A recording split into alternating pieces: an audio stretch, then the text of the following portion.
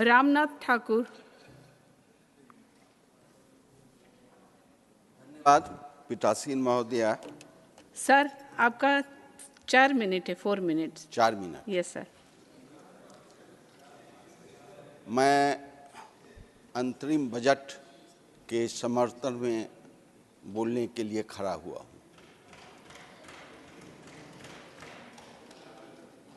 ये मैं धन्यवाद देना चाहता हूँ पहले कि भारत सरकार ने जननायक कर्पूरी ठाकुर जी को भारत रत्न देने का काम किया। मैं अपनी तरफ से, अपने दल की तरफ से और अपने परिवार की तरफ से उन्हें बधाई देता हूं और कृतज्ञता ज्ञापित करता हूं। ये बजट 2 महीने के बाद चुनाव होने हैं। ये और लुभावने बजट ला सकती थी, लेकिन 2024-25 का अंतरिम बजट सीमित रखा है और बहुत अच्छा रखा है। पूर्व वक्ताओं ने, मैं देखता हूं 10 वर्षों से कि मनरेगा के बारे में लोग आवाज उठाते थे कि उसका दिन कम हो गया है, उसका लेबर चार्ज कम हो गया है, उस पर किसी का ध्यान नहीं है।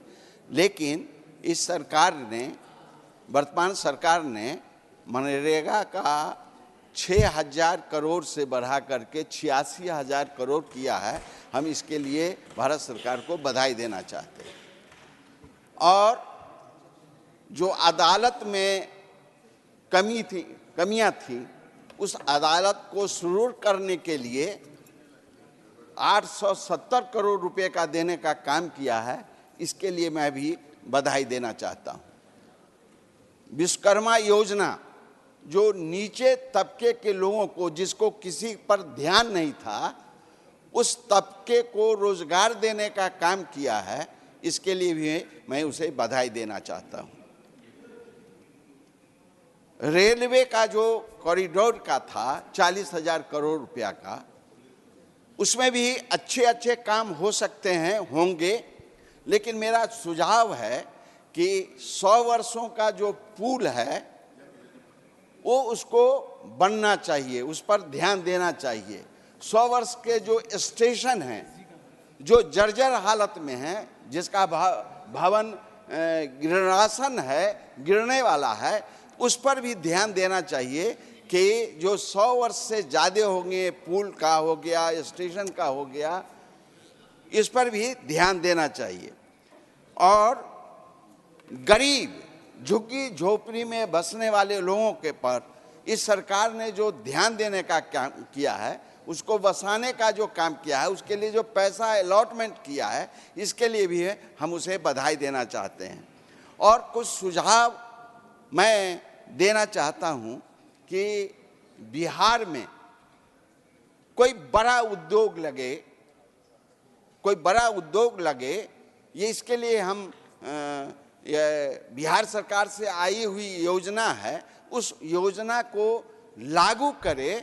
यह हम आपके माध्यम से, मैं अपने दल के माध्यम से, अपनी तरफ से भारत सरकार से निवेदन करना चाहता हूं कि बिहार पर भी अच्छी स्थिति में रखना चाहिए, उस पर भी ध्यान रखना चाहिए। और हम भारत सरकार से ये जानना चाहते हैं कि विश्वविद्यालय की संख्या बढ़ानी चाहिए। बढ़ाने से केंद्रीय विद्यालय में जो गरीब तबके के लोग हैं, जिनको कहीं कोई एडमिशन नहीं ले रहा है, उस केंद्रीय विद्यालय को संख्या बढ़ानी चाहिए। और बिहार के लिए हम फिर निवेदन करना चाहते हैं कि किशनगंज में तो किया गया है, लेकिन समस्तीपुर में भी एक और केंद्रीय विद्यालय होना चाहिए। उसी तरह मैं मेडिकल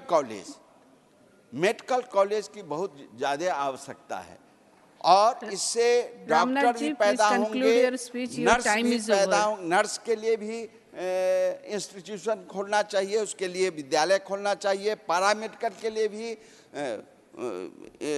स्कूल खोलना चाहिए, मेडिकल कॉलेज खोलना चाहिए और विद्यार्थियों के लिए, गरीब विद्यार्थियों पर उस पर ध्यान देना चाहिए।